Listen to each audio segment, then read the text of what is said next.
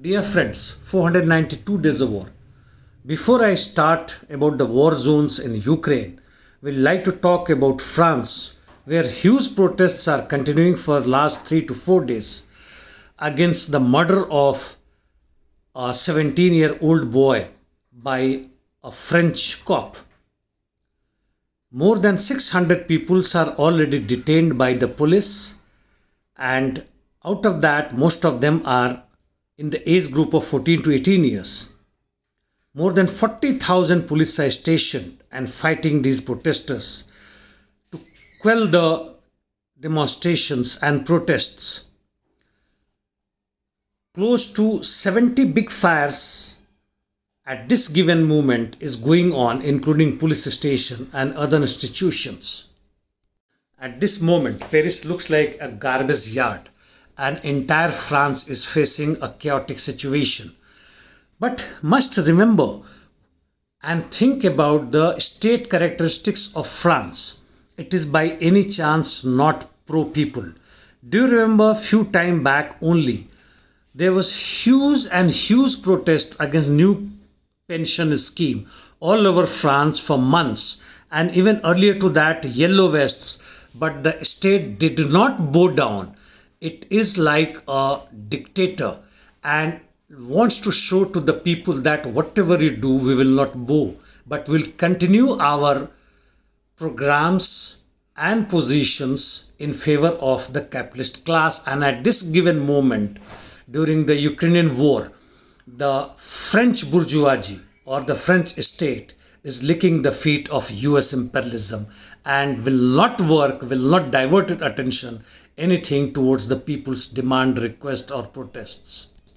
On ground, the Ukrainian offensive on few sectors have gained momentum. Like in Bakhmut, Ukrainian army have carried out attacks on Barkhovka and as well as in Kleshivka with increased forces and arms and ammunition. It has gained a foothold on Kurdyumov, on Siversky Donetsk Donbass Canal. On Avdiivka front, Ukrainians attacked in north on Vesely, though did not succeed. On Gorlovka or Horlivka, the Ukrainian counter-attack was, compared to the earlier, quite big one, though did not succeed. In south on Rimivka salient, Ukrainian army has finally reached the first line of defense of Russia after 26 days of counter-offensive, wherein it has to suffer a huge loss of men and material. Nonetheless, now the new defense line is running through Staromyorskoye Prietnoe line. On Rabotino front, which was supposed to have fallen, still continues to be held by the Russians, and Ukrainian forces are still about 1.5 kilometers from the Russian defense line.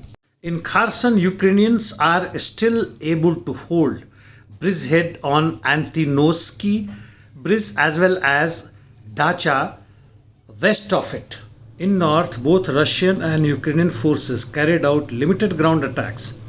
Russian army carried out offensive towards Rozdolivka and Bilohorivka, but without any territorial gains. Beyond war zones, European Union expects to receive 3 billion euros in super profit from investing Russian frozen assets, said Belgium Prime Minister during European Union summit in Brussels. Here there is also a proposal to increase investment in European Union defense industries. Profit and super profit is the only goal of these imperialist capitalists, monopolists.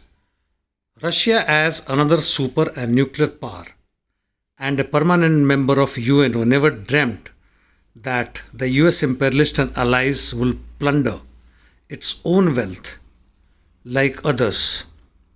It forgot the predatory nature of finance capital. And USA will be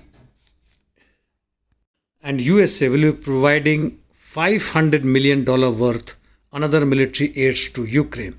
The red line is obliterated. And that is all for the day, friends. Thank you for watching.